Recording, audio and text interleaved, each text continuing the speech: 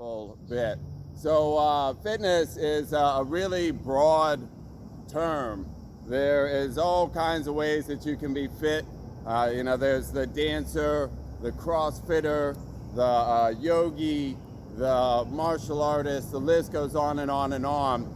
And every discipline has validity. Every discipline works if you do it, But I have never really seen a full spectrum of the possibilities of your body in any one discipline.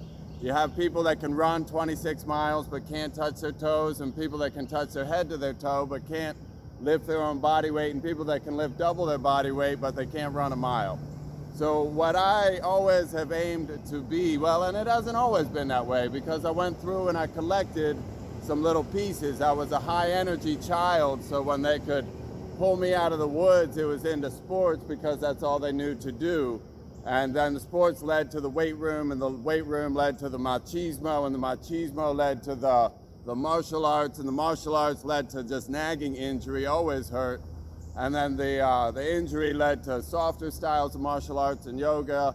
And I'm here to tell you that none of them are complete without your own little bit of authenticity. You gotta wanna be there, you gotta wanna do stuff, and none of it is complete without a little bit of fun.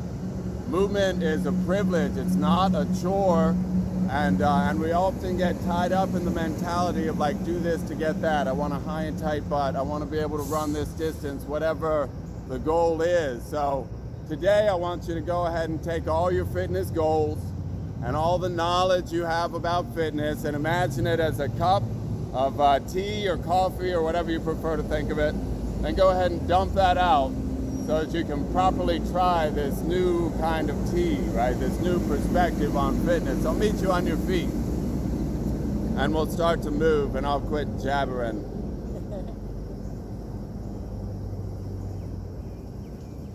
Go ahead and take that imaginary cup of tea or coffee, important exercise to start, and put it in your palm, right? Imaginary cup there. And then we take that tea, we're gonna have a look at a couple of things and think about taking the tea all the way around the back and back to the front, all right? And we're just kind of jumping right in and really taking you early in your day and looking at the neurology, because there's a lot that goes on, and we can, if we list it, we're taking the palm in supine and the lower arm externally rotated, and then we're also having to retract and protract the shoulder. Try it, and you don't have to wait for me, and you don't have to try and catch up with anybody. All of this is all at your own pace, right? Imaginary T, one hand. All right, try it on the other side, singularly. Woo! Right, and if you're getting a snap, crackle, pop, whatever, this is kind of like the Tin Man saying, need oil, right? And you don't have to force anything, and it doesn't have to be perfect, and it's all right if there's imaginary tea all over the field. All right, let the repetition take you, and see about taking it each way.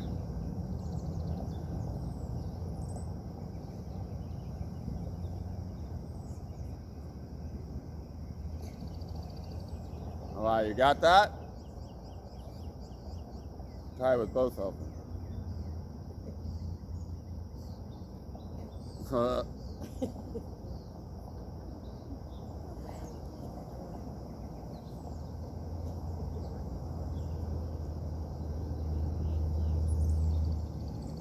All right, yeah, tea all over the field. All right, good. Little laugh, and that's exactly what I'm looking for. Okay, so now let's take it and play with the neurology in our feet.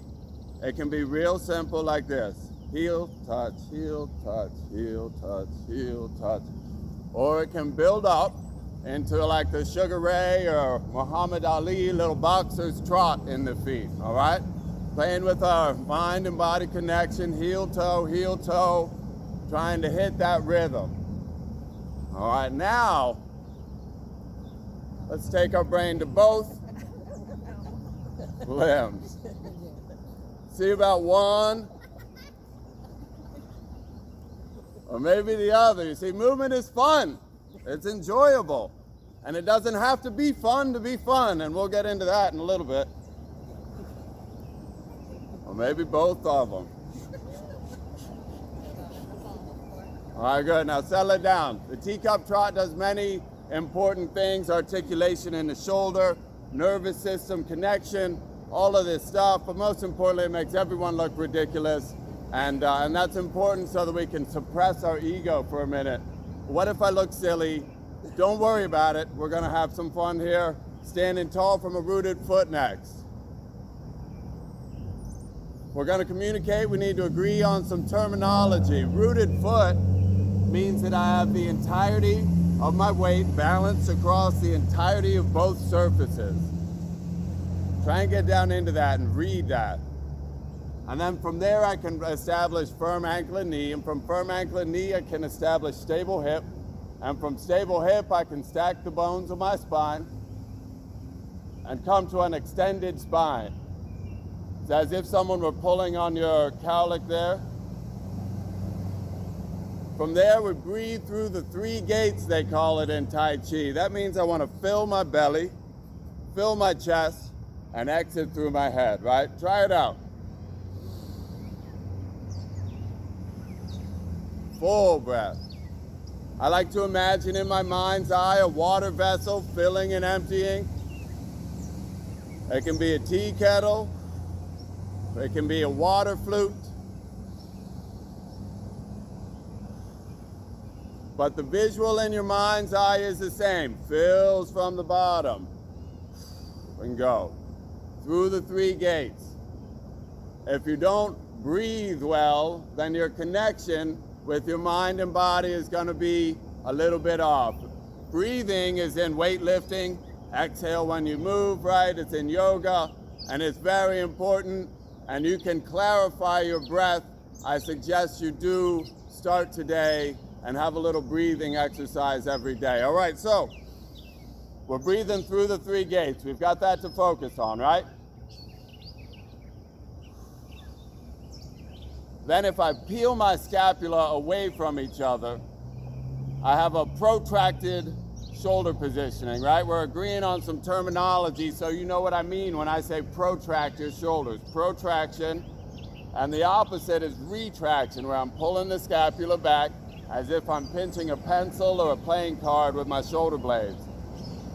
Protract and retract. And then see if you can juggle the two, the breathing through the 3 gates, big full breaths, and protraction and retraction. And if these are new terms to you or unfamiliar ones, then update your software as well. This is retract, got them pulled back.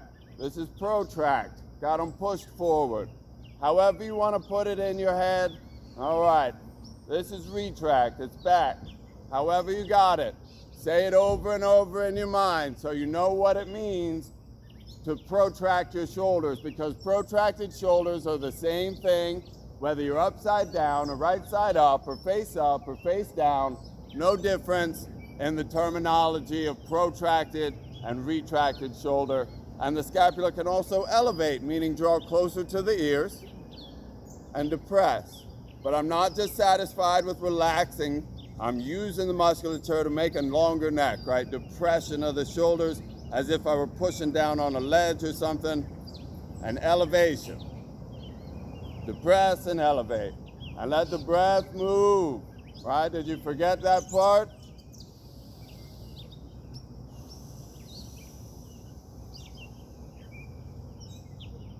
And they don't have to fully coordinate. Let the breath move, elevate, and depress. Depress, down, elevate, up, right? So now we have 4 coordinates: protract and elevate, and retract and depress. And start to touch all 4 of them.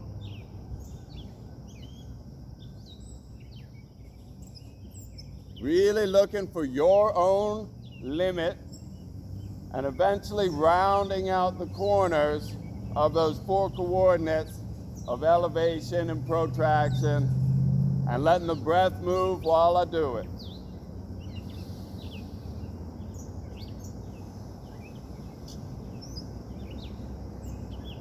Doing too much is the same as doing too little. It's going to end up putting you in an uncomfortable space, right?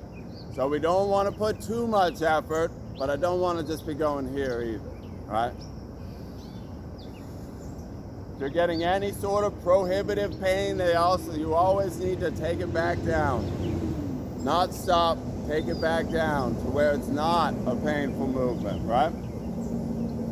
And then there's also the matter of pelvic tilt. So if I take that water vessel I was imagining before, and I shorten it to a bowl now, and that bowl encompasses the entirety of my hip, and that bowl spills to the rear, I'm taking what's called a posterior pelvic tilt. Posterior tilt, rear. And if it spills to the front, I'm taking an anterior pelvic tilt. See about isolating posterior and anterior pelvic tilt. Pelvic tilt is key to all kinds of things, from handstands to living without back pain. You'll feel it operate the bottom 4, 5, 6 bones of your spine. Pelvic tilt. Anterior to the front, posterior to the rear. I'm updating my software. Anterior, oh, that's posterior, wait, anterior, right, like let's put it to the test. Take anterior tilt, and then posterior, and then anterior,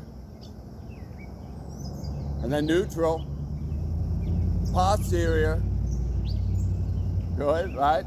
And play with your neurology, right? Now that we have this terminology agreed upon, we can start to get more dynamic. I want to use a little bit of retraction in my shoulders. Hands go up to shoulder height. Feet go hip width. And I hinge at the hip, but I'm maintaining my spine using the retraction of my shoulder. Visual focus stays forward. I'm looking at that flag over there. Always chin up, never rounding the spine. And the legs stay primarily straight, looking at the hinge aspect of the hip. And the breath can go with it dynamically now, like a sipping bird. Whoop.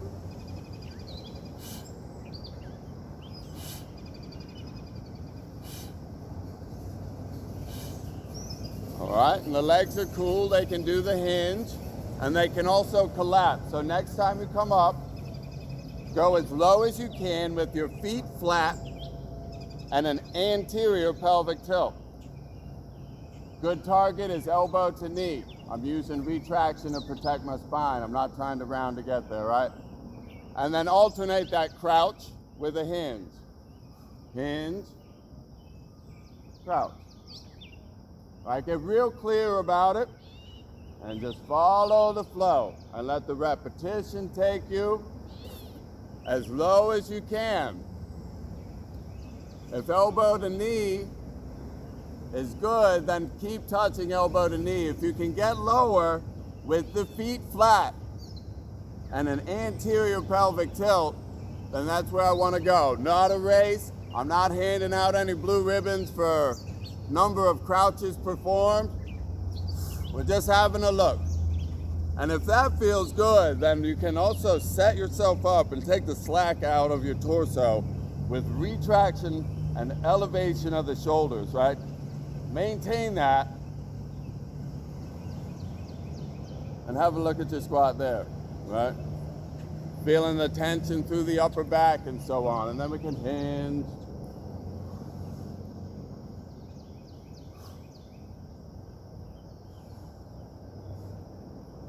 All right, always feet flat in this case though. There's 100 ways to squat. My face looks like your face, but not exactly, so it's no reason to think my knee is exactly like your knee. If your toes need to point out, ideally I can get access to all of it. All right, now I wonder, what if they're further out? Oh, that's a cool one, okay. All right, lots of possibilities. All right, and lots of learning to do. And next time we come up, keep those hands at about shoulder height now. And take them over the driving knee.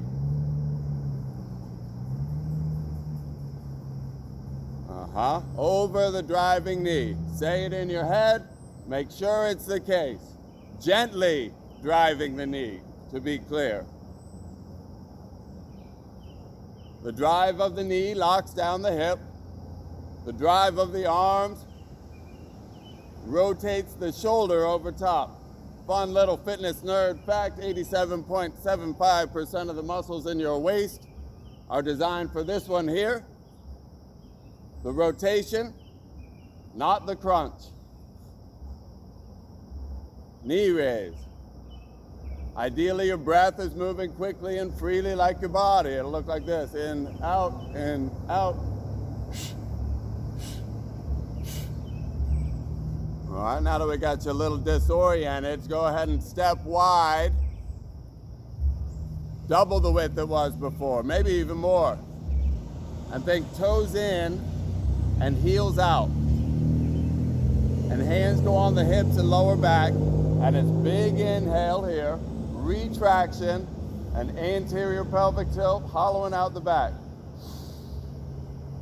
And on my second point, I exhale and reach out and not down. I use retraction and elevation in my shoulders. And then third point, I reach through. Rhythm with your breath. In, out, out.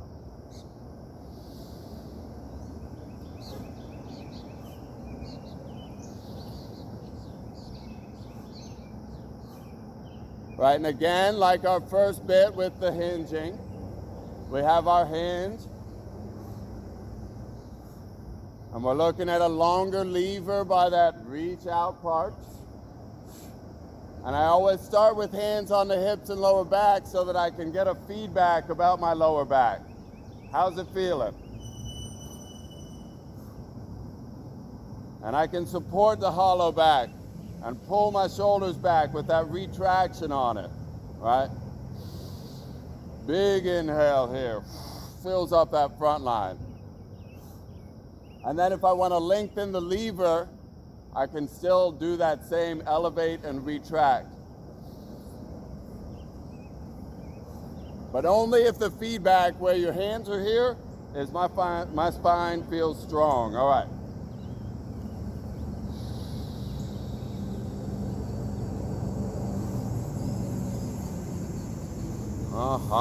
Getting that straddle prepared. And now that it is, next time you reach a good second point, I'll meet you there and place your palm, or maybe it's your fist, or maybe it's your fingertip, whatever the length of your hamstring allows, and then watch one before you do it. Watch one. Arms stay lateral from the torso. Hips stay locked down. I have this counter pressure through the outside edges of my feet that I can lock down this pivot position in my hip. And then the spine pivots from it.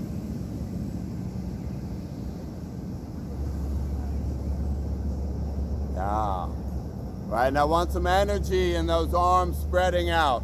And I want to try and grab a gaze at the sky when I get to the one side.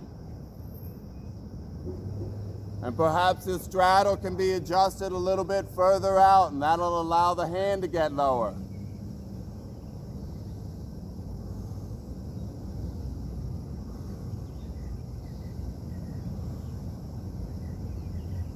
Oh, that is good. Loving the windmill. All right, so next time you open to, say, your left side, I'll meet you there. And then go ahead and do what you need to adjust the feet and shift them as you sweep over toward a lunge on your left leg. Step one, clear spine, extended spine. You remember that from the first bit, right? Extended spine, hand to knee. Shift the lunge. Lunge is defined by one leg being straight. No matter how low you get, and we'll be going lower, no matter how low you get, lunge is defined by the straight leg and the bent leg, one of each. Ideally, I'm going to arrive with my knee over top of my ankle, with my knee and toe in agreement on which direction they're pointing. Set up that ideal lunge. 2, Maintain the spine. Get the elbow to the knee. And whatever level is good for you is the one that you should do. 3 is where I still have my spine and I can get my fingers down to the ground and make a line with my fingers and my front foot toe.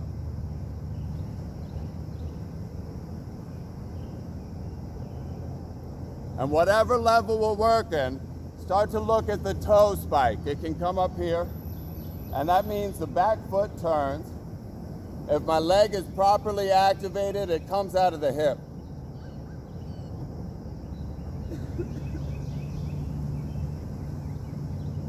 All right, second level.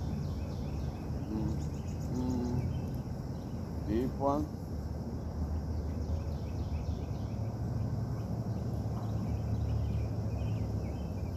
All right, and then the full flowy thing is I want to keep my spine and sweep my hands across the face of the grass and fluidly change out through the low lunge.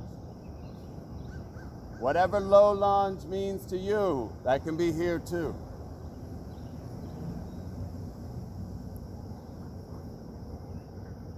All right, more fluid, less mechanical. And with one leg straight and one leg bent and all 20 digits in agreement on which direction they're pointing, and an extended spine. All right, it can even be up here. All right, if we're having trouble keeping the spine, it can be up here. This is good work. Good deal. And next time you sweep over to your left, feet come together, hands come together. Inhale as you watch them go up. Watch them. Use retraction. Exhale as you take a long fold. No pressure about it.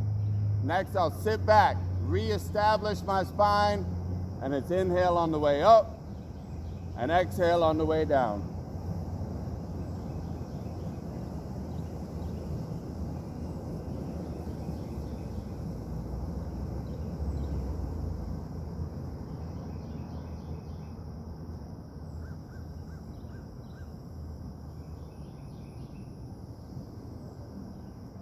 And we use that activity as I'm going into my fold. Lengthening, taking the slack out of the upper parts of the torso, giving us accurate reads on the juxtapose of flexibility and strength. Strength part in the squat. Right, we still have that hinge and crouch, remember that? Right, from here. Here, right? We're just going the opposite.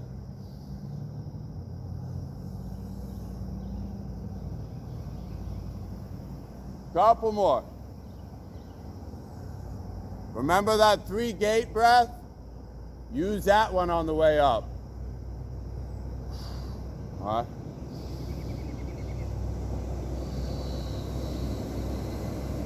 One more. And it's inhale, hands up, and exhale, hands down. And return to that 3-gate breathing. Long, deep breath, belly, chest, head, go. How are we feeling now, right? Take your awareness inside of your skin. Am I feeling tense? Am I feeling tight? Is my coffee still kicking? Etc. Right? Whatever the feedback is, take it in through the breath. But my main question is, are you feeling warmed up? Is everybody warmed up? All right, good. Now we can start. That was our warm-ups. I'm just kidding. Well, kind of. Kind of, but not really. All right, so now we've got a good focus going on. Keep that mindset, right? We're all in this next exercise, okay? All in. I'm standing on a log in a lake.